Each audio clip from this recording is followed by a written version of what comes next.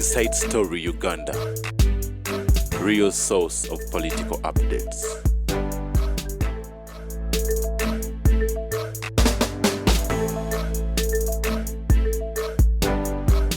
Consultant sebo sazo kulaba kale ela musa kubatuwuliriza sebo zisina bizibu ninga bwembeera bulijjo naye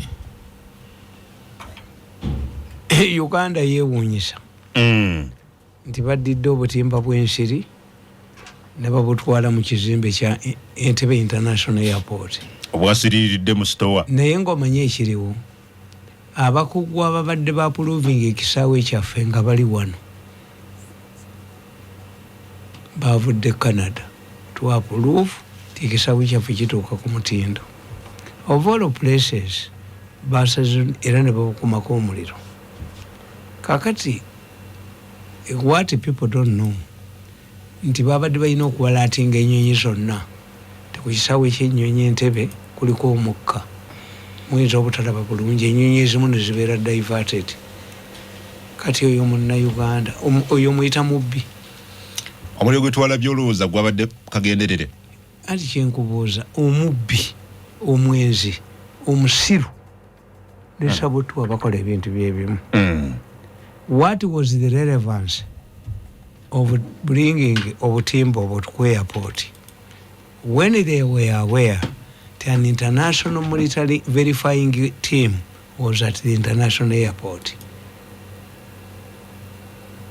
Naye olw'okuba nti kati ne Minister of Transport Katumba Wamala ekyo tekimanyi nti bano si babbi no bano basaba bano beetaaga masasi era babadde babatadde mba muyita mugume omulala bamuyita sekatawa. Why do you wait?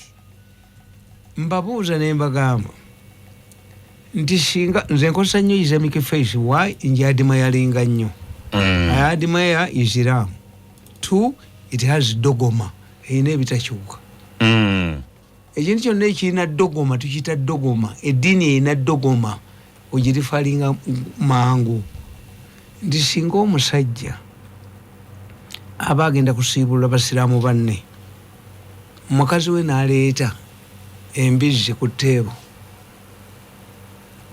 ayinza okusigala naye singa ki n'aleeta embizzi ku tteebo nga banne bazze kusiibulukuka misinde kubanga aba akuswaliriza muki niyo muliro gwadde mu store empangisa anti kyenkubulya bagipangisa kweyo ku airport ate basiru Katonda yabayamba I'm not in intelligence.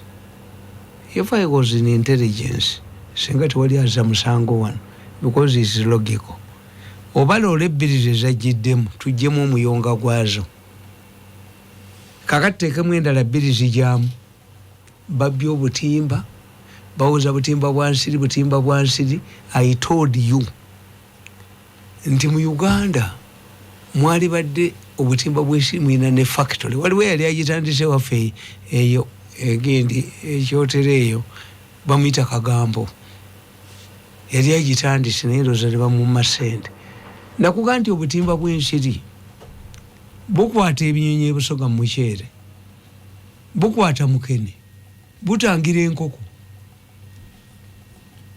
egyo emirimu emeka ate mwananga abantu ba Uganda gwe tukimanyi nabagamba nze ndi musajja kitange yali ayina bukya nyingi ekaliise when I was young twagendanga ekyawagonya ntogobe ente akalulwe k'ente twakateekangamu amasavu ne tukookya ne kajja toddamu kulwala musujja kali buli mwezi 3 omulundi gumu kati bino byonna malaria akwata baana bato abantu abasinga obunyi bulanke saavu market bulangiti tezikyayina market global warming abantu basula mu bulangiti basula batya waliwo abantu nga ayina omubiri gwe ng'ensiri bw'eguluma yeefa mwami Tamale I tell you waliwo abantu ku nsi kuno kwe tulinze naawe ng'ensiri bw'emuluma ate y'ensiri yeefa temusiga musujja ngeguyisaawo yo yennyini yeefa abasajja bamala ewiiki nga tebanabye ng'obagamba bwesiri eyina weeruma. You people, you don't know. Gwalabeeko mu byalo waliwo omusajja asibise eggaali ekisinziiro. Omusajja ku ggaali nga gitaddeko kutya y'emmwanyi Kaserengeto nga akozesa kisinziiro naye nga bw'oteekayo engatto ekwata omuliro n'agoba enjobe ye ng'amagumba amaggwa ge gamenyeka yayitawo buyiti. You don't know your people. Nga tegamukala bana ab'emirundi emeka mu byalo abayizi abantu mu byalo bana ab'emirundi emeka engoye bazooza lwa Sande ku Luzi. People have developed their immunity system. I'm telling you. Wakati waliwo omuntu ng'ensiri ensiri yeefa bwe muluma. Kakati ate bw'ojja eno mu bibuga bazikoledde obugundi obuzinywa bazikoledde ki bazikoledde ki bazifuuyira. Kakati ebyobuyo obutimba biri exaggerated. Yeah, but you say kiri kyoyogedde mwami Tamale. National Medical Stores yavayo netunnyonnyola naye nti bulijjo tubadde tupangisa stores zino wano naye omuliro gwazze neguzikwata tewali tulina mu kunoonya poliisi ebyo era bw'omutunuulira n'akuga nti eddagala lyaffe baalibye tulinoonya mu pharmacy enkwasa omutwe lyabuuse bubuuse. How did your drugs find their way into my pharmacy? Nze njirina tebalinnyamu. obuuza nti eddagala libbibwa litya. You are confirming nti liryo lifulumye mwenku kuba omutwe yimba omutwe eyange bagimanyi. Oyinamu eddagala lya government because beddagala lyeryo eririkola ama nze ndimanyi property of government of Uganda. Museveni yagamba omukazi bamuyita Nannono permanent secretary wa Health mark my drugs n'agaana government of Uganda nemba gamba nti oyo musiru ku mutwalo maakingako kanaanose obbebiri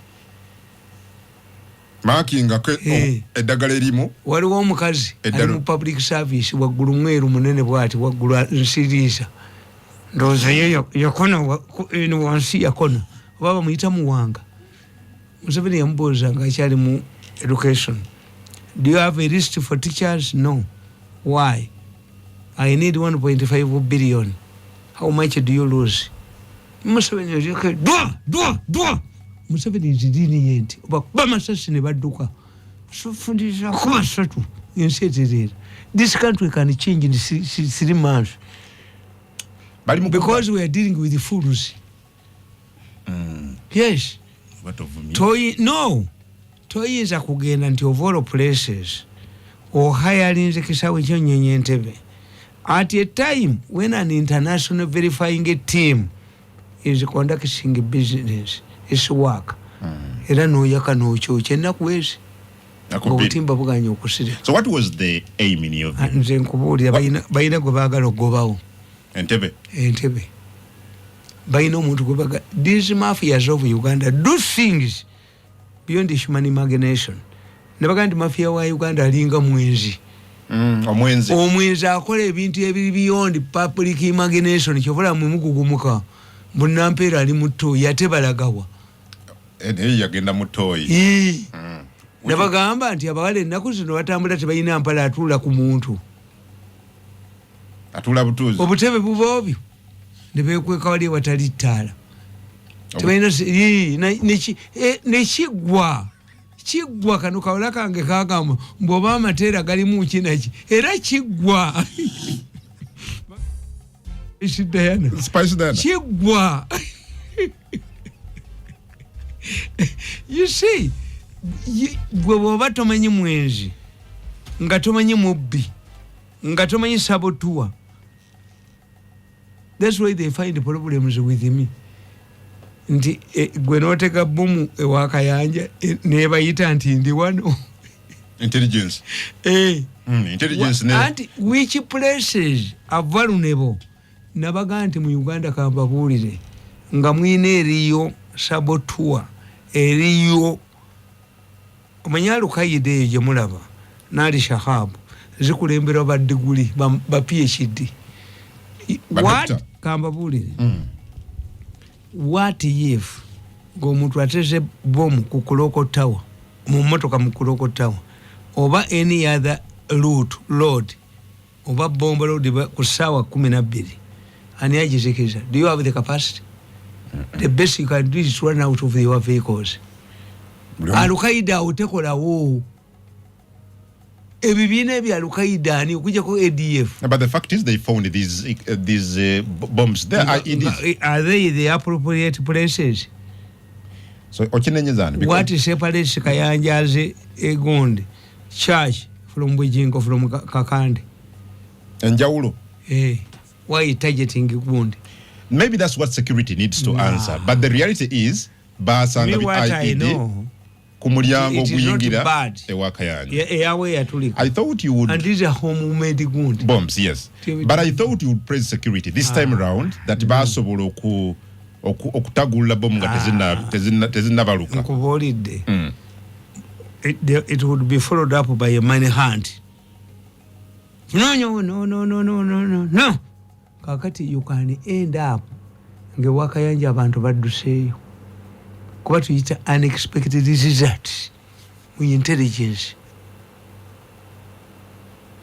The only thing is that the president said is the one who alerted the security. I cannot doubt him. No, but these are amateurs. They might have even reported the matter themselves. Okay. To create scare. Kakati yagala babuli ebintu bibiri. Mbadde sigenda mu charge. Media consultant Joseph Tamale Mirundi gwe tulina ye. Abazaala abalongo tebamala myezi 6 mu nnyumba. Abazaala abalongo bamala myezi 6 mu nnyumba. Bagimala. Hapana. Nga munoonya balongo. Wapi? Mukola mutya? Neddakiika. Okufuna abalongo. Ndio bamaze bagalidde emyezi 6 bazaala abalongo. Time bwene gwako ngatu. Ne weziba second 2. Kakati tebiteeriyo. Linda katini. Mwami Tamale manyi oyaga tugende wali ogenda kutandika okusabako ogende mu church. Yes. Nyo wali kiri kyolese mu bbanga kitwayogeddeko kiri. Kyogenti nti abakyali ennaku zino empisa si nnungi. Abaana batambula tebali mu mpala abakazi. Ekyo tekisoboka wano. Nkubuulidde tebabananika. Era balaba batudde ewali ettaala ewali olujja compound ennene tebalina ssente zaalo gye tebalina kinga kiggwa. Oba mateera oba kinga kiggwa. Babeera. I'm telling you. Ennaku zino bwe kiri bwe kyali. Ennaku zino bwe kiri. Nze mbabuuza ne mbagamba nti waliwo ebyokulabirako byo. Abagamba nti simanyi baminisita baki. You don't know ethics and integrity. You don't know this country. Integrity eri mu gavumenti obubusiru bwe bwali bumutawaanya. Kyogamba nti bayinza okutuula awo naye oli kati kankubuulire. Ali bukunya. Kye bayita ekimansulo okimanyi. Kyeki. Abaana abawala abato basimba layini oba bali 10 nga bali bwereere. Kati buli omu n'atiiriisa mu bbanga kyekimansulo asinga okutiiriisa y'abaawangudde. Naye olaba agasajja akakulu ssebo nga kisenda entebe kiriikiseeyo. Ate ekimansulo kikumibwa na mundu bamiritale. I'm telling you, demand eri waggulu bweti. Nabagamba nti a Mary's eye has never been satisfied. Okay. So gamba omuntu ayinza okutuula nga atudde kulaba ebyo n'amala essaawa ze 3 ng'alaba ebyo. Omanyi nti eriyo ekifo abaana abataba abawala abanyirivu gye booza emmotoka nga basitamye ne bakutte emipiira endulu ne zivuga. Eggwanga we lituusaawo. You don't know Uganda. Si we lutuuse. Ennaku ekuba nnyo omukazi. Baba bakyakirina ekyo nga baatwakitinga abasajja ne bajja. You don't know what is happening. Wali ogenze eyo n'obiraba? Gwalooza nze nkubulira bya busiru. I make a research. But have you witnessed yourself? Yes, ekimansulo nkimanyi. Ogendayo? Nolaba omusajja omukulu omukadde nga naye asiise akatebe alaba. Waliwo gye baweereza nga bali bwereere. Waliwo gye basimba layini nga bali 10. Ogambye ogendayo? Abakazi 10 n'abavubuka 10 ne bagenda mu mpaka. Ne basooka babala. Eyabala n'ataabala. Ndulu ne zivuga. Omanyi mwegamba buulire. Bwe tuba tusoma psychology batugamba. Once you see the entertainment industry booming in your country, people are going through economic hardships. Uganda njavu nnyo ebivulu Museveni ku bivulu luddawa. If you see your people going through economic hardships, you will say bivulu. But they are paying for this. Mitwalo 10 akugamba nti bannange ennyumba yatulema n'ensawo ya cement waakiri katugende tulabe gundi. This explains well is in psychology. Uganda, once you see our people in entertainment industry booming and the government contributes, it means your people are going through economic hardships. You would be happy if the construction industry is booming. Not music industry. Look, every Congolese is a singer. Why? The Belgians mistreated them. Omubirigi bwe yabanga agenda okusoloza omusolo nga toguyina ng'atema ekibatu n'agenda nakyo. Because the Congolese were treated badly by the French, the Belgians. Every Congolese is a singer. The Jamaicans developed raga dance to remember their roots in Africa. Museveni teyaligenze mu bintu ebyo. It's an embarrassment. When you see the entertainment industry booming in your country, it means people are going through economic hardships. Anti kubuulira byakulya bantu baavu. Munnamasaka. Baavu. Yayimbye oluyimba. Yes, Museveni awoma bwavu. Ensinjavu. I thought President Ngagwe babadde bawana mu luyimba. Yabadde ayina ogenda okuwagira Munnamasaka. Ani atayimbe. The other day twamulaba. Ajja kuyimba yo ne Museveni menvu naki. Because it is money. Bano bali mukola sente. Yes. Munnamasaka Museveni awoma. Yabimpitamu n'engano bigenda mu y'omuvubuka. Simanyi byali wano luddawo. Awoma wamuliddeko. Sent me a card, he refused to go. Muntu nakuyita n'ogaana ogenda. Yes. Zisimala gatambula. But that happened days nga yakava ku birthday. Let me tell you. Ezakatonga. Ezateekateekebwa Office of the National Chairman. Abantu kasabadda mu ebyo. Kitegeeza the country is facing economic challenges. Fwe abasoma psychology bwe batugamba. Saakula ne mu battle Shiba versus Sindi. Kuki babbi ba sente era bajja kubidda. Tombulira gasiyo. Nongo emusajja mba professor ani. Zumbwa tombuulira. Victoria University yategese. When you tell me yatese Victoria University bato obanga Sindi n'alaga ko Shiba. Victoria University yatekako gundi bad black nga kyekifaananyi kyayo nga bw'ogiggulawo. Eyina kalentayini yaayo bavubuka abaagala biki bwe bati. But for me, I'm serious. More than 60 people attended me in Kololo. More than 60. Each paying 30,000. Me, I'm a different character. You missed out. If there is a lecture, I go. And the lecture must be addressed by people I know. Ntibagezi. Sina budde bwemalanga sina tewali kinyingidde mu mutwe. Tekiriyo. Byamagezi byokka byokka. Naye tosobola ku radio singa more than 60 people that came to see this battle. Bebani. Sindi eno. Kugambye nti abaagala ebyo weebali. Naye nze sibiriimu. Nze ekintu kye sina kyenjigamu tokinteekamu. Ne bw'onsasulira sijjaayo. Nze when you see me, I'm in my books. But it's the talk of the nation. Everybody is now discussing. Ndiko. It's media. That's media. Wechogamba kankobolire. Enchen amuli negafuluma. The President Museveni agambye okuwa abaana ba boda buli boda mu Uganda yonna nga gafulumye Mbukedde ne bafulumye omuntu omulala nti rooka eremeddemu mulooje galiwo agasenga okutonda ebyo Museveni babivaako dda. People want humor. Sanyu. Biri byonna babivaako dda tewali nabanja yakoze tewali ebyo tewali. Minister yogedde bw'ati. Era nze nkubuulira teweri yolokwate hoyima.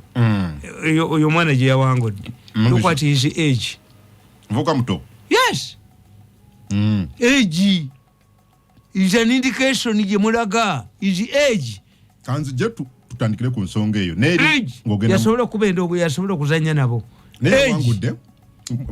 Mwamukyagulanyi candidate wa Wanup teyaweza na bululu kumenya. Kagyagulanyi namukyawa. not even 40 nkugambye nabagamba nti ezo gundi nabagamba nti ezo by election enkungana tuzimanipulatinga nti waliwo yali aziteekamu ssente bagaye nti wamanyi nnyo muhoozi tajja aino abeena alimu abagala kuva ku Museveni sente bamumanyi nti Museveni mukono bagaamu oyina kumutiisa alyoka akuwa essente mumutiise nti ewaffe eriyo ekizibu babobi wayini abo addayo abasangayo omukazi olubuto olunene yazaala balongo nedda gwe genda oddira ebijanjalo obiteeke mu lujja bw'obikuba n'obiyiwamu byenkanana bino ebyabaddemu nedda okimanyi nti mu moobo omwo mulimu nowawana owe18 owe15 atalonda kakati nze obinteekamu eyasoma gundi katu nga bulijjo buli lwa Mande twegatibwako media consultant Yosefu Tamale Mirundi mutabani wa Mole Namatovu ne Yowana Mirundi eyatuuse dda okubeera nga tunulira ensonga eziriwo mu ggwanga n'endala nnyingi kiri mu FDC oli asobola okugamba nti kifumba mutuku wetwogerera president w'ekibiina Patrick Oboy Amriat ne munne rather President Patrick Oboy Amriat ne munne Nathan Nandal Mafabi Sabawandiisi Delegates Conference eyayitiddwa National Chairman w'ekibiina Ambassador Bijirwa ebanaabidde mu maaso. The two have been suspended. Omukulu Power Baba Patrick Oboy Amriat nga President ne Nathan Nandal Mafabi nga Secretary General bagobeddwa okubeera mu bifo ebyo. Delegates Conference tudde Katonga wabaddeyo ne Dr. Kizza Besigye four-time presidential candidate, Elias Lukwago amyuka Ssentebe rather president w'ekibiina kino mu Buganda n'abantu abalala. Ssemuju Ibrahim Nganda bino yabitugambye naye nga wabaddewo ku makya okusuka omuguwa wakati wa police ne banna FDC. Jukira Delegates Conference eno initially yabadde ina kubeera Busaabala naye wagenza okukyanga police eyingudde abampi n'abawanvu etadde emisanvu mu kkubo erigenda Busaabala. Ambassador Birigwa yabadde atadde Delegates Conference eno okukakkana nga bagishifutize ne bagissa wano Katonga Road abamanyiwo bulungi wabadde for a long time offices as People's Government ekulembera Dr. Kizza Besigye ate nga Lukwago ya mumyuka mu kisinde kiri ekyo ekya People's Government. So n'olwaleero era Delegates Conference bagiganye Busaabala abakulu bano ne bagisembeza wano Katonga. Bingi ebadde bitigenda okubeera nga tutunulira nakyo bitegeeza eri eggwanga ate ku nsonga endala. Media consultant asobodde okubeera nga ayingira wano mwami Joseph Tamale Mirundi atugenda kubeera nga ensonga zino tuzikwatako bulungi nnyo naye ndowooza nsooke nzigyewo ensimbi zino katono nnyo zijje tubeere nga tutandika naye butere.